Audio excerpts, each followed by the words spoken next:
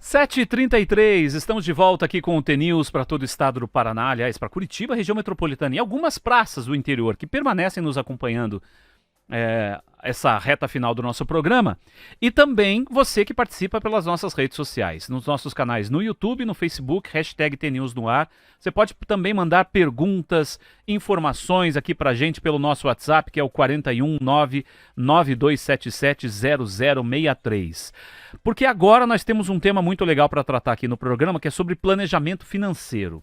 Ontem a gente falou aqui com você sobre o planejamento de carreira, e foi muito legal o papo, porque a gente tem uma ideia do como a gente pode se organizar para uma recolocação profissional, como fazer isso de forma adequada e tudo mais. E hoje é mais ou menos uma sequência daquele papo que a gente teve ontem. Como que a gente pode também planejar a nossa vida financeiramente, para a gente não passar tanto aperto. Estamos num começo de ano para muita gente, né? O ano começando agora, depois do carnaval. A gente sempre faz algumas resoluções toda a vez que o ano começa. Eu vou guardar mais dinheiro, eu vou parar de gastar com isso, com aquilo. Eu quero me organizar melhor financeiramente, eu quero fazer o dinheiro trabalhar por mim, aplicar melhor o dinheiro. Mas o ano vai passando e a gente parece que não consegue fazer isso de forma adequada. E todo fim de mês é sempre uma tortura para muita gente. Por isso que hoje eu trouxe aqui a Ângela O sobrenome dela sempre me bate, gente. Desculpa, Ângela. Imagina. Chukowski. Acertei Isso, agora. Acertou. Ângela Chukowski, que é planejadora financeira. Tudo bem, Ângela? Tudo bem, Rodrigo? Tudo jóia. Desculpe essa nossa falha. Imagina. Aliás, o seu sobrenome é polonês. É polonês, né? A verdade é que eles dizem Chukowski. que seria Suchowski, mas a gente fala aqui Chukowski, então não sei. Né? Deve ter gente que fala Chukowski pra você também, né? Também. Porque tem dois sai CHs de tudo, no sai meio. de tudo. Mas vai.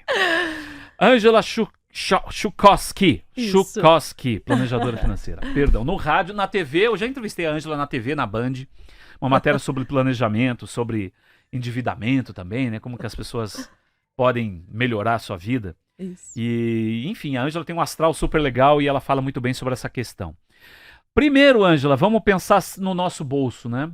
Começo de ano a gente já está tentando livrar um pouco daquilo que a gente gastou. Tem gente ainda pagando a festa de Ano Novo e de Natal. Exatamente. Às Né? vezes a gente já chega se embolando no início do ano com as festas, com as férias, e aí esquece que tem aquelas despesas do início do ano, aquelas tais das sazonais que a gente chama, que são aquelas despesas que acontecem no nosso ano, de vez em quando, mas acontecem, e às vezes acontecem numa vez só, ou então até posso optar por parcelar, mas normalmente, como elas acontecem eventualmente, assim, em momentos específicos do ano, e não são mensais, não são aquelas despesas fixas, a gente acaba esquecendo de colocar elas dentro do nosso orçamento, e dentro do nosso planejamento, e dentro de uma reserva, para que a gente comece o ano podendo arcar com elas de uma maneira um pouco mais tranquila.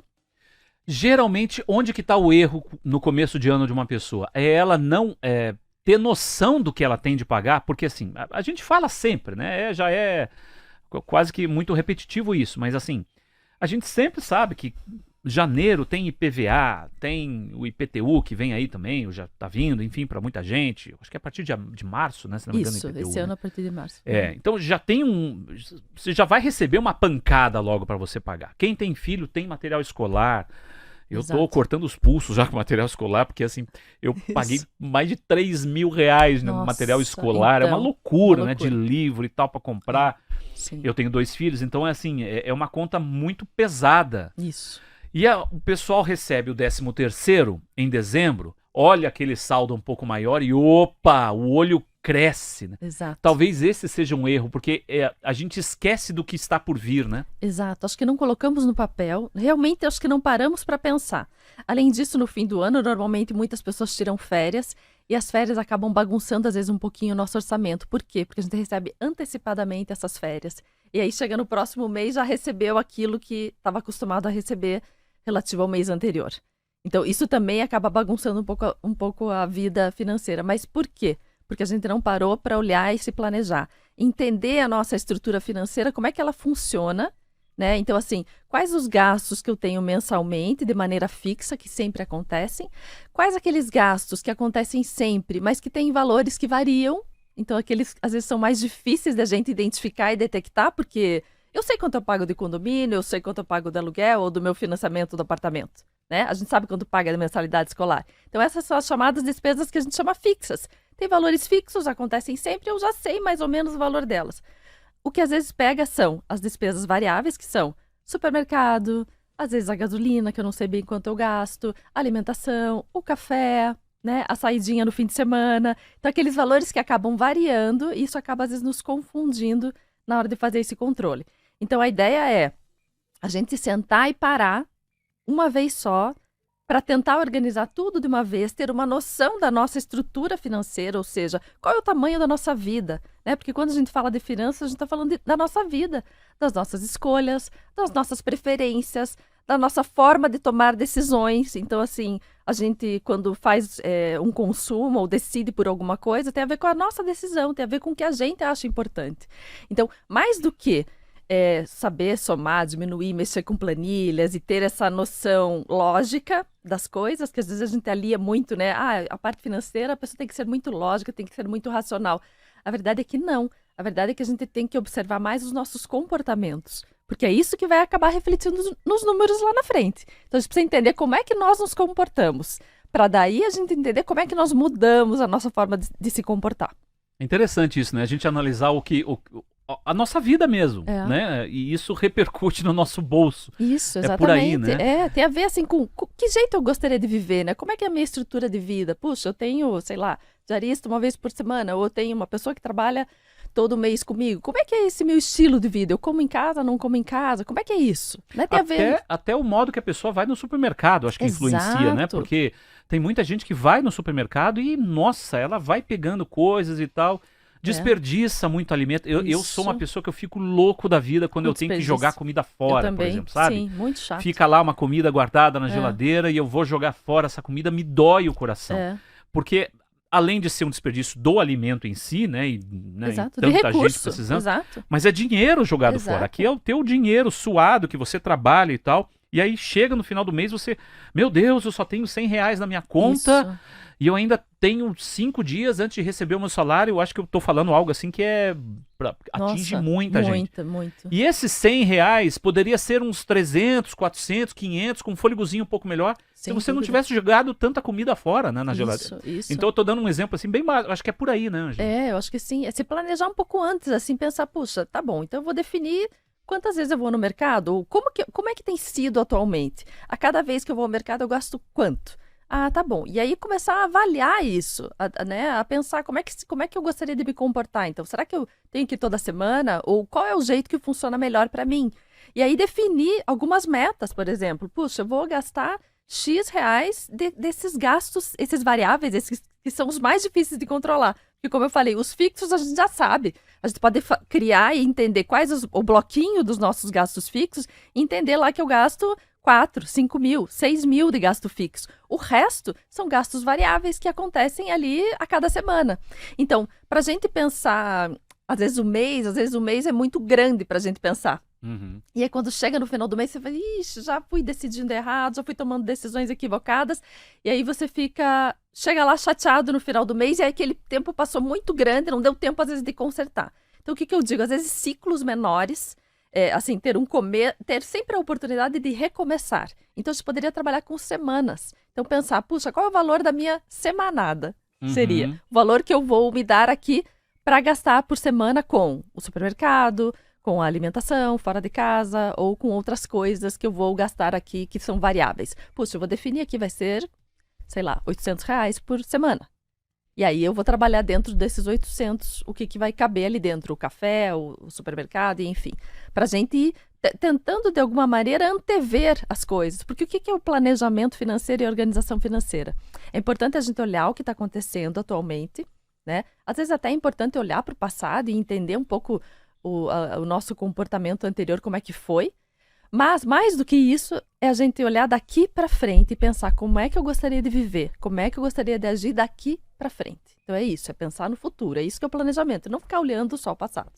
Tem gente que faz a velha história, a gente sempre cita aqui que um dos grandes, ou talvez o maior vilão das finanças seja o cartão de crédito, porque muita gente não sabe usar o cartão. O problema não é o cartão. O cartão tá ali, é um benefício para você poder parcelar, poder pagar mês que vem, no vencimento da sua fatura, poder pegar uns pontos aí, né? Negócio para quem gosta de viajar, transformar em milhas, enfim, o cartão, ele é um benefício. Mas ele é um benefício que pode virar o vilão se você não usar direito. E essa história do parcelamento é que é muito complicado, porque a pessoa, como ela não vê o dinheiro cair na conta dela, ser debitado da conta dela naquele exato momento, como é o caso do cartão de débito, dá uma falsa sensação de que eu vou deixando para depois e daqui a pouco eu me viro. É aí que o bicho pega, né? Nossa, pega muito, Rodrigo. O que que acontece com o cartão?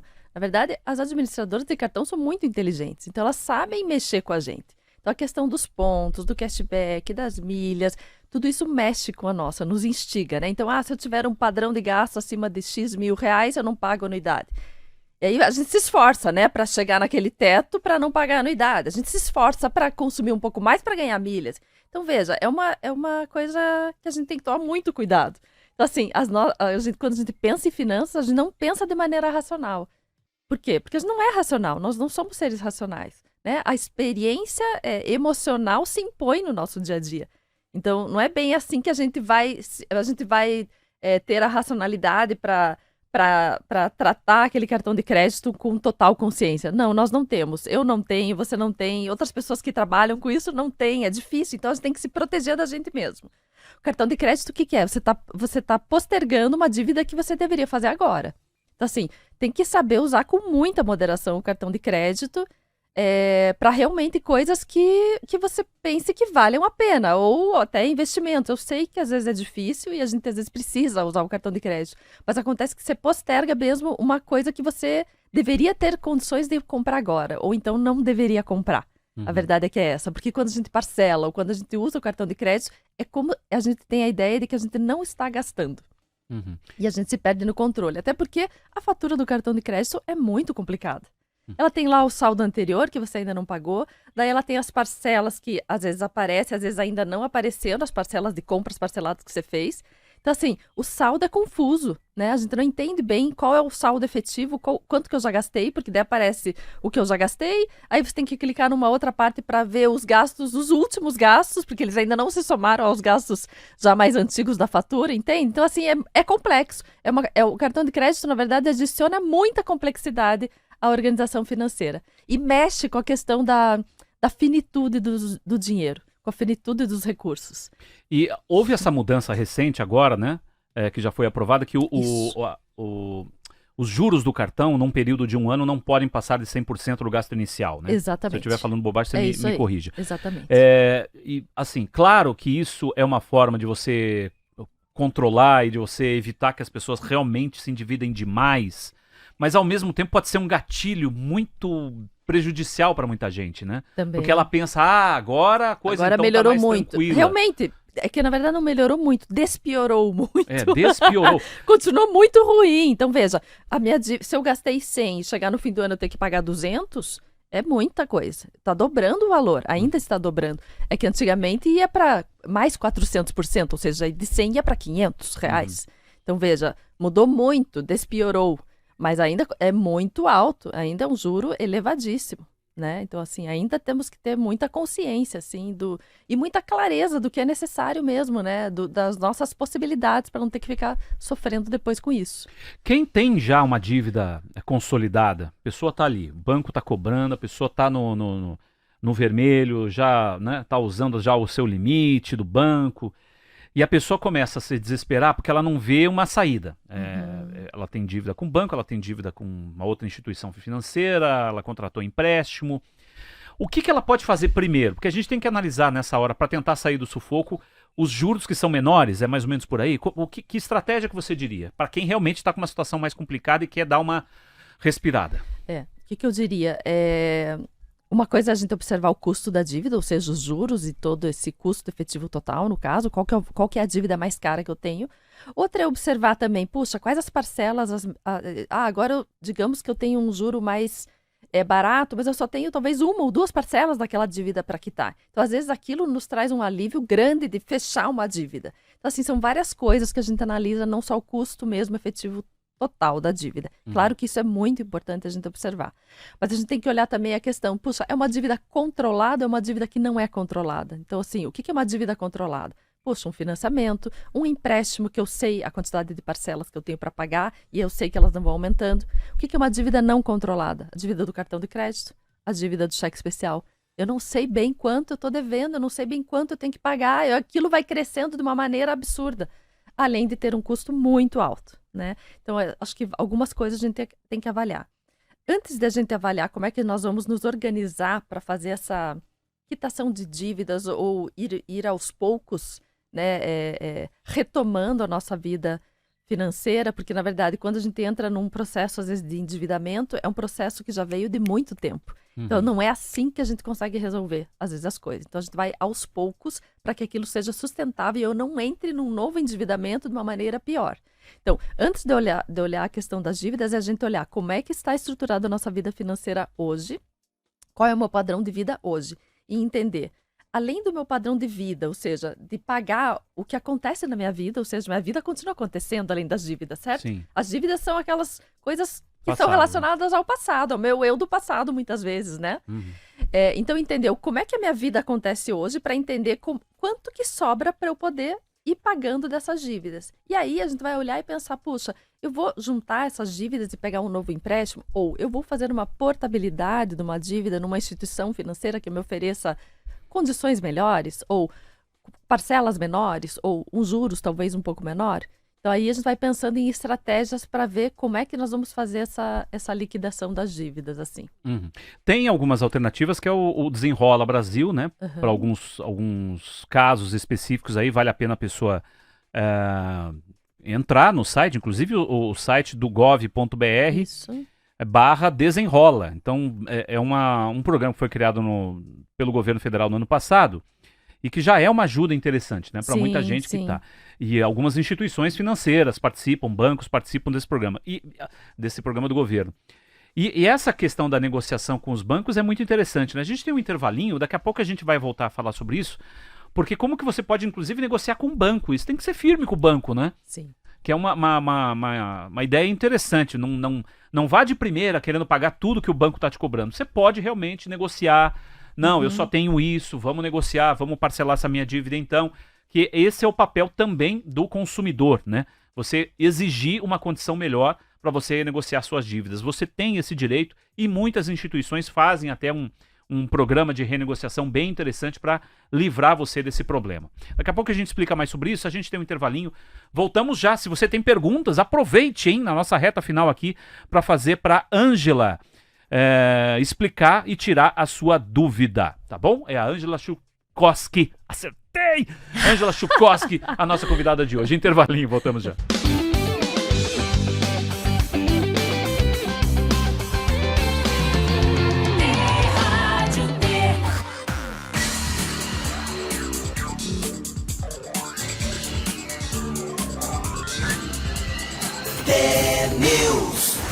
7h53, já estamos de volta com o T-News. Nossa convidada hoje é a Ângela Schukowski, planejadora financeira, que está dando dicas pra gente melhorar o nosso bolso nesse ano, né?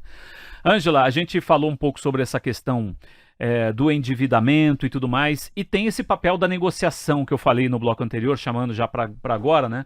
Que é um papel muito interessante que tem a pessoa que está endividada. Primeiro, ela não se desesperar totalmente, mas ela tem a noção de que ela tem o controle da rédea da vida dela, né, como você estava falando, e ela tem também um poder de negociação importante, né, Ângela? Sim. Acho que é importante, bem, você falou, às vezes é difícil de não se desesperar, porque às vezes, num momento, às vezes, de escassez e de muita pressão, é difícil a gente conseguir ter essa clareza, então acho que é importante também conversar com alguém, chamar alguém da tua confiança, às vezes um amigo ou um profissional que evite julgamentos, até porque é difícil falar sobre isso. Quando a pessoa está endividada, ela pensa que é um endividado. E ela se sente mal mesmo, ela se né? sente mal. Mas, na verdade, ela está numa situação, às vezes, complicada, e que não é só, vamos dizer assim, não é culpa dela, é culpa de todo um sistema, de um contexto que nós vivemos, econômico, político, social, enfim. Né? São várias questões que envolvem aí. Então, primeiro passo é a pessoa não se sentir sozinha. Então, de repente, compartilhar isso com alguém, acho que é super importante. Outra é aquilo que a gente falou, olhar para a sua estrutura para ver se dentro da sua estrutura o que ela pode mexer. né? Para que aquilo se torne mais fácil, até para que ela tenha mais condições de apresentar e de solicitar, fazer essas renegociações. Puxa, que tipo de renegociação eu poderia fazer e que cabe aqui no meu orçamento, né? Tem que caber ali dentro do orçamento para que a vida continue girando, né? Essa importância da negociação junto às instituições financeiras é importante porque até no cartão de crédito, essa mudança do valor da taxa de juros, essa limitação, veio do programa Desenrola, é uma das mudanças que foram trazidas por esse programa, e a própria portabilidade da dívida do cartão de crédito também. Foi uma possibilidade agora.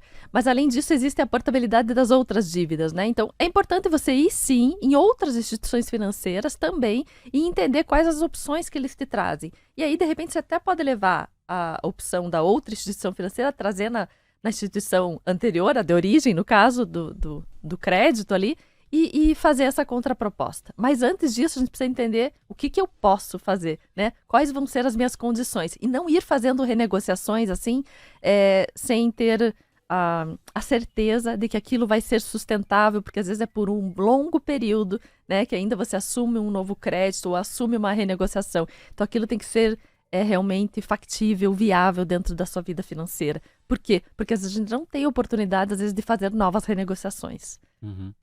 Isso é num interessante. Período curto.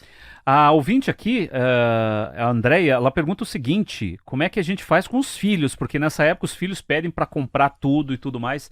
Tem que saber dizer não também, né? Sim, acho que é super importante. Então, quando me perguntam, né, essa questão dos filhos, eu acho que assim, quanto antes a gente inserir os filhos dentro da nossa vida financeira, ou seja, dentro da nossa vida mesmo, falando com os filhos, como é que funcionam as coisas, né? Que a gente precisa fazer escolhas, que quando a gente faz escolhas a gente tem que abdicar de outras, né? A gente não pode ter tudo. Fazer eles pensarem, puxa, quais as prioridades deles, né? Para que eles aprendam a fazer essas escolhas e a tomar decisões. E entender como às vezes é difícil tomar algumas decisões. Então, às vezes, a gente não está falando às vezes, de dinheiro em si, mas a gente está falando desse comportamento. Não, hoje a gente vai no mercado e nós vamos tentar, então, gastar X. Hoje nós vamos precisar comprar esse tipo de produtos aqui. E convidar eles para participar desse consumo com você. Uhum. É difícil? É difícil, porque eles vão ficar pedindo coisas, mas isso talvez seja no começo. E aí você vai explicando como é que as coisas funcionam. Não é assim. E dizer não é fundamental, porque eu tenho 2 filhos pequenos, eu tô toda hora dizendo não. Porque minha filha adora ir no mercado comigo, claro. Ela é super minha parceirinha, assim. A gente adora, né? Só que assim, eu chego no mercado, pai, eu quero isso. Filha, eu não sou também o diabo, né, pra ela. Eu falo assim, filha, eu deixo você levar uma coisinha. Pense bem no que você vai levar. Ótimo. Sabe? Ok, eu não vou negar de dar um mimozinho pra ela, um chocolatinho, alguma coisa. Mas quando eu olho pra trás, ela já tá com um chocolate, com uma bala, com um outro negócio, uma caixa de bombom, um outro brinquedinho que ela viu ali. Eu falei, não, você tem que saber dizer não. É um só.